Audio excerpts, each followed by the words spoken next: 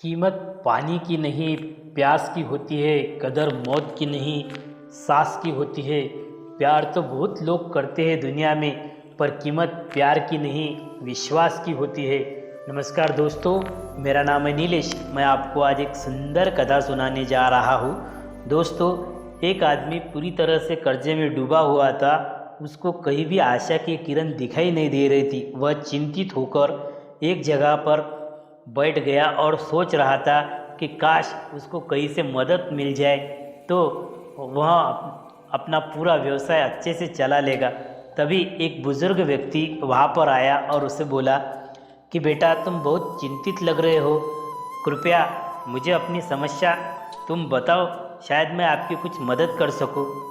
तब उसने अपनी समस्या उस बुज़ुर्ग व्यक्ति के सामने रखी और उसकी समस्या सुनकर उस बुज़ुर्ग व्यक्ति ने अपनी जेब से एक चेक बुक निकाली और एक चेक लिखकर उसको दे दिया और कहा कि तुम यह चेक रखो और ठीक 6 महीने बाद यहाँ फिर मिलेंगे तो तुम मुझे पैसे वापस लौटा देना, अगर तुम्हारे पास पैसे आए तो, नहीं तो तुम ही रख लेना।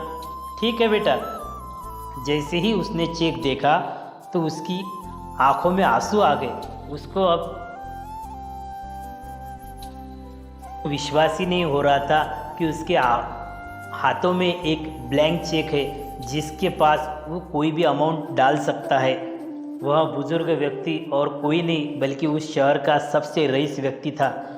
उसने उस बुज़ुर्ग व्यक्ति के आसपास देखा, लेकिन वह व्यक्ति जा चुका था।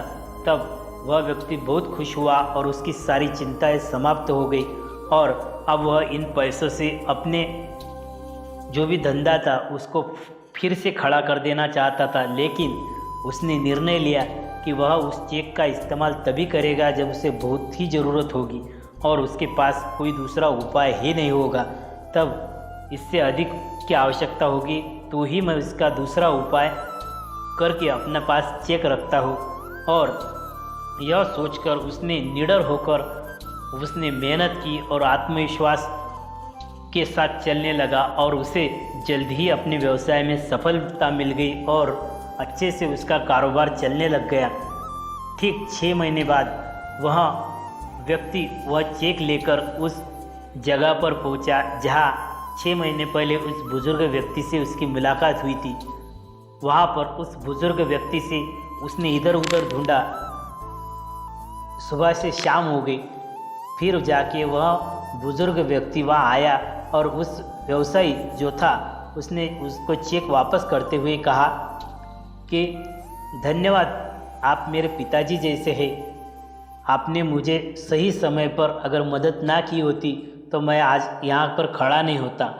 आपका जो आपने बुरे वक्त में मेरी मदद की, आपके इस चेक में मुझे इतनी हिम्मत दी कि मेरा व्यवसाय फिर से खड़ा हो गया और मुझे इस चेक का उपयोग करने की कभी ज़रूरत ही नहीं पड़ी। वह अपनी बात पूरी करता तभी वहाँ उसका लड़का आ गया और वह लड़का बोला कि पिताजी, आप यहाँ क्या कर रहे हैं? तब उस व्यक्ति ने कहा कि आपके पिताजी ने मुझे सन्मार्ग पर लाया है। आज जो यहाँ मैं व्यवसाय में खड़ा हूँ, बिजनेस में खड़ा हूँ, वह आपके पिताजी की बदौलत ही मैं खड़ा हूँ। अगर आपके पिताजी उस दिन मेरी मदद नहीं करते तो मैं यहाँ खड़ा नहीं होता। तब उनके लड़के ने कहा कि ठीक है, मेरे पिताजी ऐसे ही है। मेरे पिताजी हर वह व्यक्ति को मदद करते हैं जो उन्हें अच्छा लगता है और जो काबिल है वह उन्हें मदद करता है। Thank you.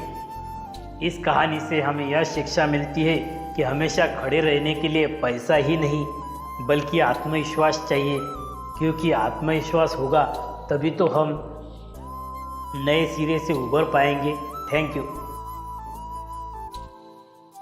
हमारी यह कथा आपको अच्छी लगे तो हमारे चैनल को लाइक कीजिए, शेयर कीजिए और बेल आइकन दबाकर सब्सक्राइब कीजिए ताकि हमारी जो भी आने वाली वीडियोज़ है वो आपको तक सरलता से पहुंच जाए। तब तक के लिए शुक्रिया। आबाद रहिए, सुरक्षित रहिए।